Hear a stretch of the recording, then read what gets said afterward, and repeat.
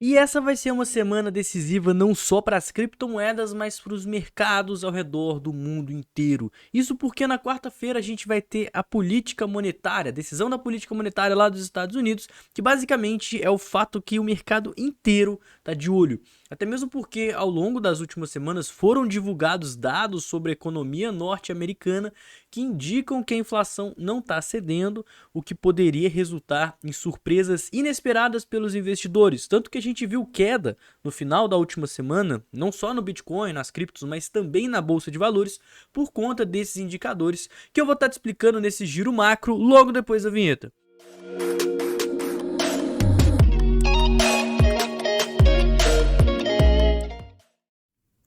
Bom, pessoal, começando aqui o nosso giro macro dessa semana, a gente chegou na tão aguardada semana da FONC, né? Então, às 15 horas dessa quarta-feira, a gente vai ter as projeções econômicas e também a declaração aí da coletiva de imprensa da FONC, que é basicamente aquela reunião que o Banco Central Americano faz para falar sobre a economia, mas que ultimamente isso vem tendo um impacto muito grande não só nas criptomoedas, mas também no cenário global.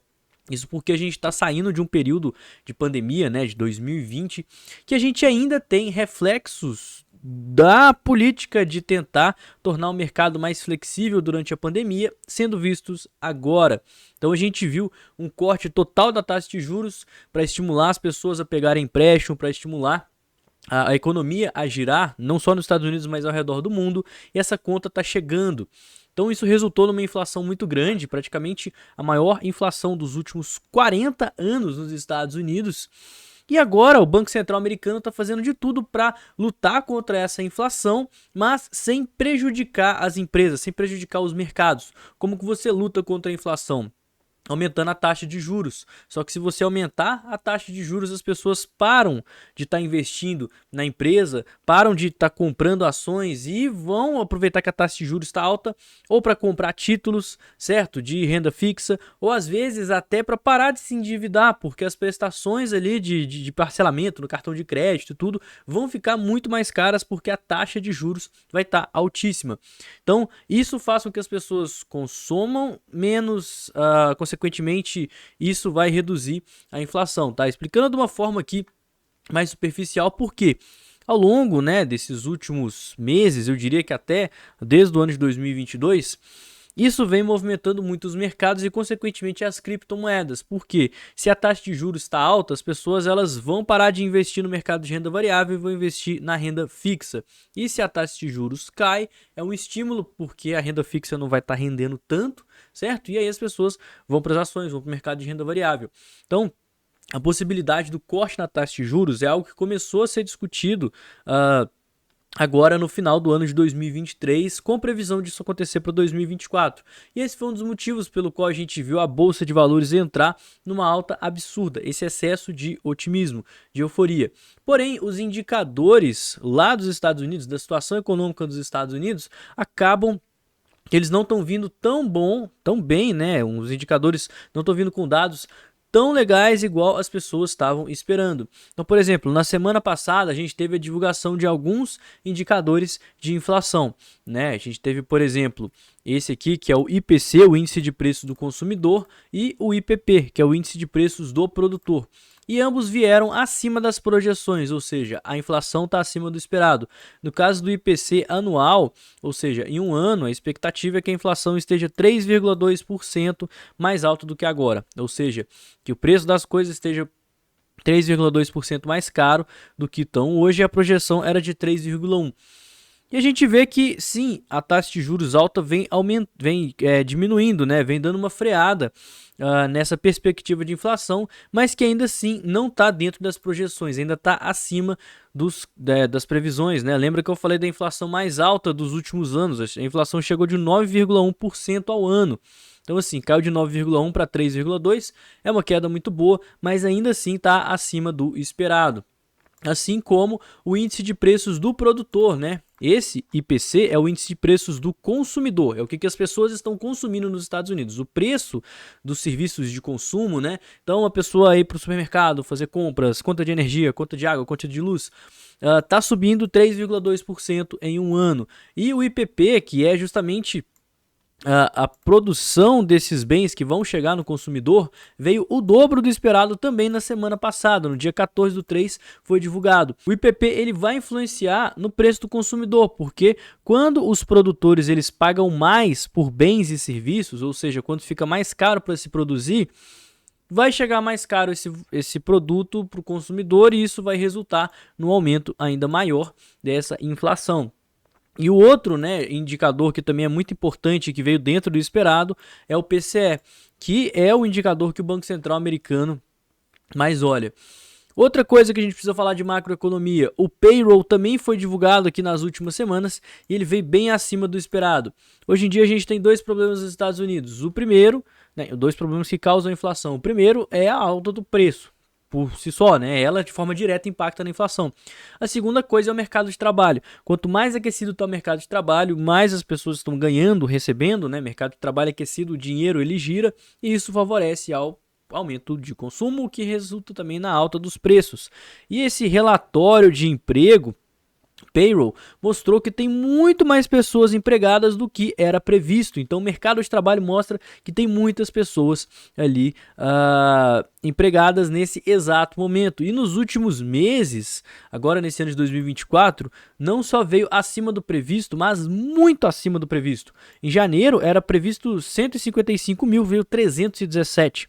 E esse foi um dos motivos pelo qual as pessoas estavam esperando o corte na taxa de juros já no começo desse ano.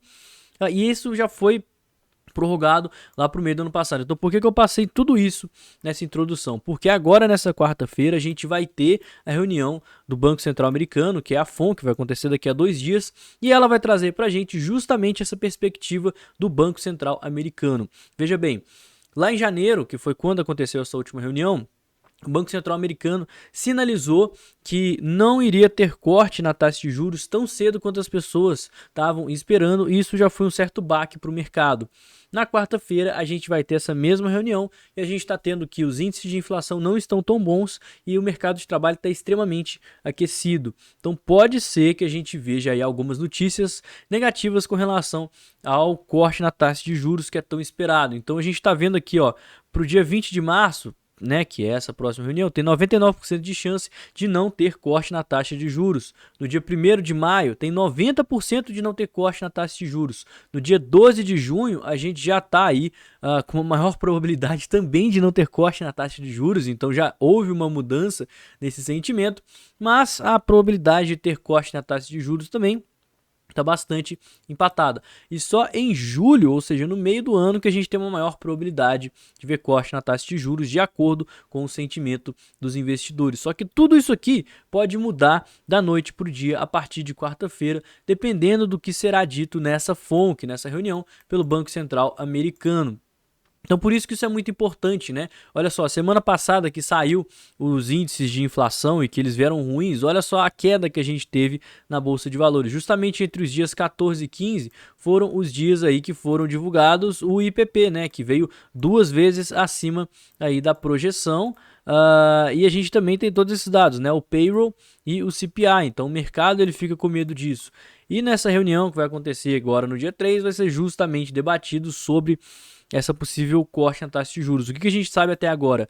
Provavelmente ao longo desse ano de 2024 a gente vai ver corte na taxa de juros, tanto que a maior probabilidade é que a taxa de juros esteja operando entre 4,5 e 4,75 basis point, mas o Banco Central americano ele vai sinalizar o quanto que ele espera de corte, tá? Se ele espera 1%, se ele espera 75%, 50%, 25% e quando que deve estar previsto esse corte. Isso vai ser discutido na quarta-feira e isso certamente vai ter impacto no mercado. Por quê? Porque a partir de agora a gente está tendo uma influência muito maior do mercado tradicional nas criptomoedas, porque a gente tem investimentos tradicionais, né, investimentos institucionais entrando em peso. E as empresas, as instituições, as corporações, elas não simplesmente compram a quantidade de Bitcoin que elas querem e cruzam os braços. Pelo menos, né, a maior parte delas, a MicroStrategy simplesmente compra. Mas as empresas grandes que têm os seus nomes listados na Bolsa de Valores e querem investir em Bitcoin, investem através de ETFs e investem uma quantidade X ali na sua carteira, uma quantidade pré-determinada. E dependendo da situação macroeconômica, eles precisam estar rebalanceando essa quantidade e a sua exposição no mercado de criptomoedas e também no mercado acionário, que são aí renda variável, né, e é mais volátil. Então, se a taxa de juros for ficar alta por mais tempo, as empresas, né, vão preferir ter uma exposição maior a renda fixa e não a renda variável, porque a renda fixa vai estar pagando mais, é mais seguro. Então, isso a gente já está vendo uma correlação direta entre a Bolsa de Valores e o mercado de criptomoedas. E quanto mais as empresas gestoras de ETF de Bitcoin forem comprando Bitcoin, mais correlacionado o mercado vai estar. E a perspectiva é que até o final do ano, os ETFs, as empresas de ETF de Bitcoin, já vão ter aí 10% de todo o Bitcoin do mundo.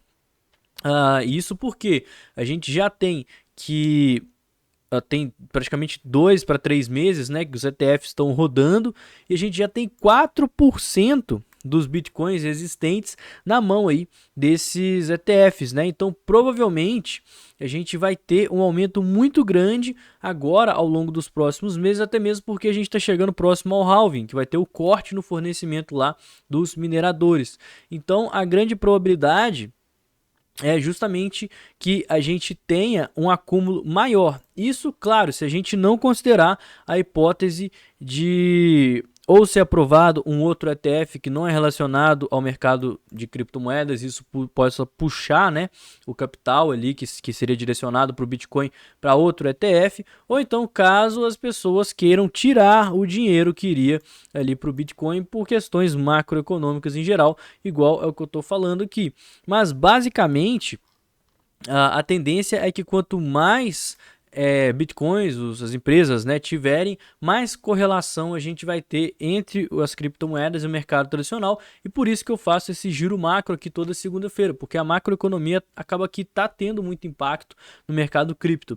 Outra coisa que a gente precisa ficar de olho, o Nayib Bukele, que é o presidente de El Salvador, ele revelou a sua carteira e ele também tem muito Bitcoin, né? Ele postou isso no Twitter na madrugada dessa última sexta-feira, dia 15, e segundo ele, o El Salvador tem mais ou menos 5.600 bitcoins, tá? É muita coisa, 406 milhões de dólares. E não só isso, agora além da gente conseguir auditar os bitcoins lá de El Salvador, as pessoas podem fazer, na verdade elas já estão fazendo doações. E segundo o Nayib Bukele, né, o presidente, eles estão fazendo autocustódia num cofre físico dentro do território nacional. Então, eles estão utilizando uma cold wallet, uma Trezor, provavelmente, justamente para estar aguardando o Bitcoin de forma segura. Então agora que ele divulgou o endereço, as pessoas estão fazendo doações aí lá para El Salvador, e isso pode aumentar ainda mais o caixa lá do país. E por último, né, vamos falar aqui sobre a importância das criptomoedas, porque tem uma moeda ao redor do mundo que chegou a desvalorizar 37% em um dia frente ao dólar, que é justamente a moeda do Egito, né? Então, ela teve uma queda absurda na semana passada, depois que o Banco Central do Egito adotou uma nova medida de flexibilidade de taxa de câmbio. Então, isso fez com que tivesse uma tipo assim, ficou dispareado, né, o preço do dólar com o preço da moeda deles, porque a moeda deles podia ser negociada em valores diferentes, dependendo da própria oferta e demanda, né, no livre mercado. E isso fez com que a moeda, consequentemente, perdesse aí o seu valor. Então a economia lá já está bastante abalada. Para você ter uma ideia, o Banco Central lá do Egito, ele aumentou a taxa de juros em 600 pontos base. A gente estava falando agora, né, dos Estados Unidos manter a taxa de juros do jeito que está, né, e a taxa de juros está no seu nível mais alto em 5,25%. A gente teve um aumento lá no Egito de 6%. Então, tudo que tem de taxa de juros até hoje nos Estados Unidos está causando tudo isso que eu estou falando no giro macro. A gente teve um aumento em um dia muito maior do que existe tudo de taxa de juros para trás aí nos Estados Unidos. Então realmente é um caos muito grande, né? Tanto que a moeda perdeu aí 37% do seu valor em apenas algumas horas. E o motivo dessa crise toda é basicamente a escassez de divisas estrangeiras, provavelmente proveniente lá da guerra que está acontecendo na região da Palestina.